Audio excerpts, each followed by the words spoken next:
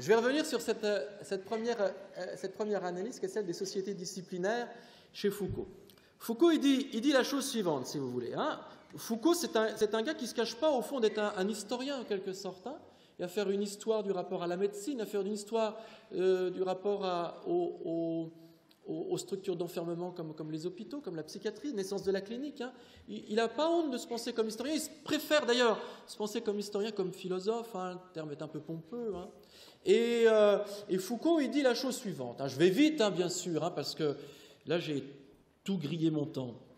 Mais en gros, ce qu'explique Foucault, c'est la chose suivante. Il nous dit... fut un temps où il y avait des sociétés qui étaient des sociétés à caractère absolutiste, des sociétés qui étaient des sociétés où on peut dire l'exercice du pouvoir était finalement assez simple. Il était assez simple. Je pourrais vous prendre un exemple. Hein. Voyez par exemple les sociétés antiques. Lorsque Néron gouverne l'empire immense qu'est l'empire romain, hein, et qui s'étend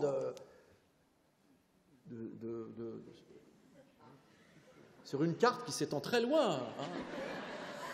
En fait, en tant que tel, on ne peut pas vraiment dire qu'il est confronté à un questionnement dans ce que ce serait que la gestion, je ne sais pas, d'un territoire, hein, ou de ce que ce serait que, je ne sais pas, une pratique de la négociation acharnée.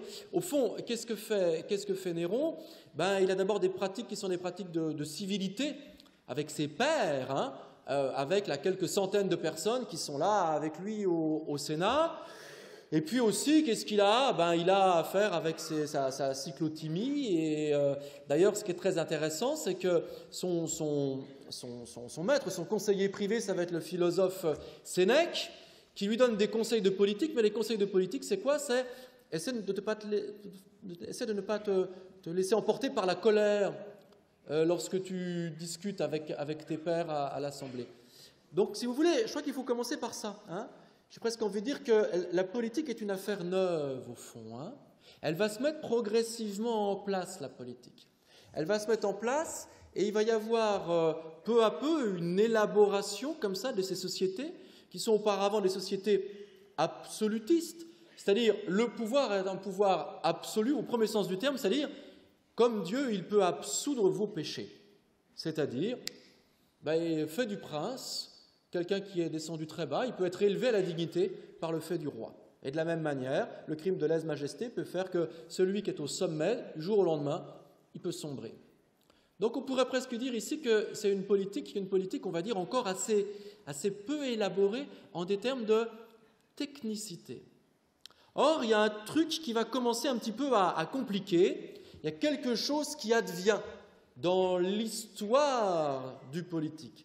Et ce qui advient, c'est quoi, nous dit Foucault, c'est la chose suivante, c'est à la charnière, on va dire, disons, des États modernes au XVIIe siècle, qu'est-ce qui va se passer? Il va y avoir une complication du processus politique. Pourquoi il va y avoir une complication du processus politique? On pourrait dire qu'il y a trois éléments. Premier élément, qu'est-ce qui va commencer à apparaître? Une nouvelle classe sociale. Et cette nouvelle classe sociale, c'est quoi? C'est la bourgeoisie. Et c'est compliqué, la bourgeoisie. Compliqué. Parce qu'avant, quand vous êtes au sommet de l'étape et que vous avez simplement quand vous êtes entre vous, aristocrates, et que vous avez à lever des impôts sur un peuple qui est corvéable à merci, la situation est assez simple, c'est un rapport de dualité. Lorsqu'émerge ce tiers qu'est la bourgeoisie, c'est d'autant plus compliqué que ce tiers, il vous faut l'épargner, il ne faut pas être absolument celui qui va le pressurer et considérer que ça va être une classe corvéable à merci, parce que, au contraire, cette classe-là, si vous l'épargnez, elle va produire une richesse de laquelle vous, pouvoir politique, vous allez pouvoir bénéficier. Donc c'est vachement compliqué, ça. Si vous voulez, un prolétaire ou un paysan, c'est facile, hein, tu le pressures, et quand il n'est pas content, tu envoies les CRS, c'est facile, quoi. Bourgeois, c'est beaucoup plus compliqué que ça. Donc, il y a cet élément qui va compliquer le rapport aux politiques. Deuxième élément qui est... Je vais vite, hein. Deuxième élément qui est intéressant, c'est quoi? C'est qu'il y a un développement des sciences et des techniques. Les premières fabriques apparaissent, qui seront bientôt les futures usines. Et quand ils se développent ces fabriques, il va émerger peu à peu aussi un monde, on va dire, pré-ouvrier, un monde de manufacturiers. Et ces manufacturiers, au fond, il va s'agir d'en prendre soin. Parce que là, il y a des gestes précis, il y a un savoir-faire complexe qui va être démultiplié par la productivité des machines-outils qui apparaissent. Donc là encore, ça commence à être de plus en plus compliqué, la gestion des populations. Et c'est à cette époque que le mot même d'État va commencer à apparaître sous la plume des penseurs. C'est à ce moment-là que les penseurs vont prendre conscience aussi de ce qu'existe une société. Parce qu'il y a des classes nouvelles, parce qu'il y a des qualifications qui sont requises auprès d'une classe, on va dire, laborieuse, qui commence à avoir une dimension précieuse, comme ça. Et puis il y a encore un troisième paramètre qu'il faut intégrer, si vous voulez, c'est que maintenant, il y a la guerre entre les États, et il y a la poudre à canon. La guerre, c'est une affaire qui est quand même assez sérieuse. Peut-être on va mettre en place des corps d'armée plus compliqués, avec des recrutements, des régiments. Si vous avez la poudre à canon, il va falloir avoir des munitions, des réserves. Il va falloir administrer le pays de manière beaucoup plus rigoureuse. Et à partir de là, nous dit Foucault, qu'est-ce qui se met en place? Il se met en place les sociétés disciplinaires. Et qu'est-ce que c'est que les sociétés disciplinaires? Si vous voulez, l'acmé des sociétés disciplinaires, c'est le 19e. C'est les sociétés où nous autres, on dirait, et on emploie les mauvais mots, nous autres, on dirait il faut contrôler absolument le corps social. C'est-à-dire, il faut absolument l'encadrer. Et le premier Foucault, si vous voulez, il va réfléchir là-dessus et il va dire les sociétés qui sont les sociétés disciplinaires sont les sociétés qui vont mettre en place des procédures d'encadrement, d'enfermement, j'ai presque envie de dire de traçabilité du cheptel humain. Vous voyez? Et c'est à cette époque où il va apparaître effectivement les premiers hôpitaux. C'est l'époque où vont apparaître les premiers asiles. C'est l'époque où vont apparaître les premières prisons. C'est l'époque où vont apparaître les premiers internats et les premiers lycées où les enfants vont être notamment pour lutter contre le protestantisme. On va les isoler dans les lycées où là on a toujours la mainmise sur eux et on peut absolument les surveiller jour et nuit. C'est aussi l'apparition et l'intensification des lieux de travail que sont les usines. Et si vous voulez, ce qui est assez marrant, c'est que l'ami Foucault, il a dit la chose suivante, il nous dit au fond, ce qui se met en place dans les sociétés qui sont les sociétés disciplinaires, c'est quoi? C'est un traitement beaucoup plus fin de la population. Un traitement beaucoup plus fin de la population. On peut se débarrasser de la politique. Et là ça devient très intéressant pour nous, c'est des techniques de gouvernementalité. Des techniques de gouvernementalité. Techniques de gouvernementalité qui sont centralisées par un État qui est toujours plus rationnel, administratif, pointilleux, rigoureux, qui va établir un rapport toujours plus précis, plus serré comme ça avec ces populations. Et c'est le même moment, si vous voulez, 19e, où il va y avoir des préoccupations hygiénistes à l'égard du corps social.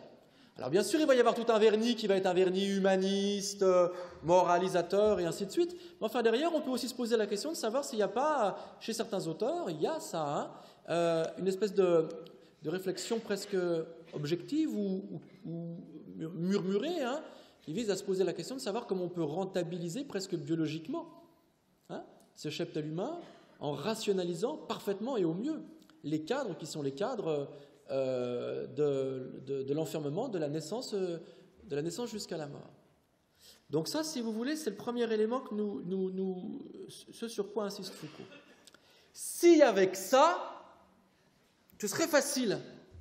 Pourquoi ce serait facile? Parce que nous serions au fond,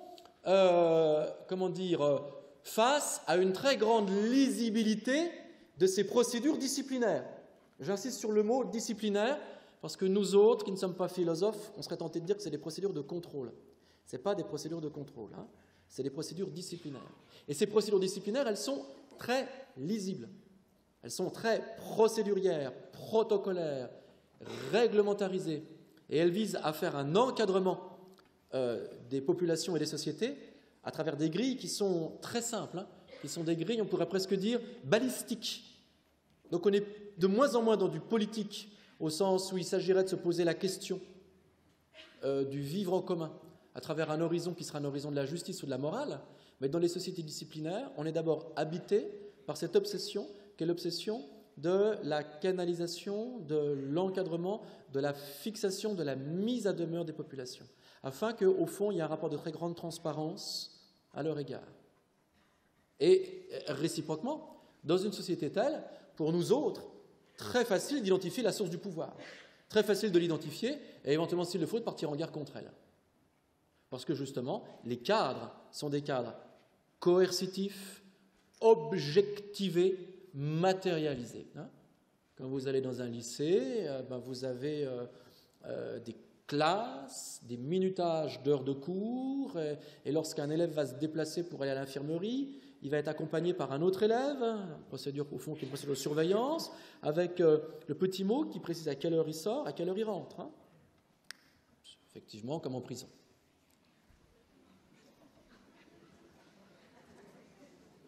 Bon. Et on pourrait dire qu'il y a quelque chose aussi de cet ordre-là qui va jouer lorsqu'il va y avoir les premières mesures d'accompagnement social, où effectivement on va faire en sorte que la personne va se déplacer de son lieu à un bureau, avec un lieu de rendez-vous précis, avec une heure précise, et ainsi de suite, avec des procédures qui sont des procédures de vérification, d'évaluation, et ainsi de suite. Ça va? Bon. Sauf que Foucault, comme je vous le disais tout à l'heure, il évolue. Oh putain, le temps passe vite. Foucault, il évolue.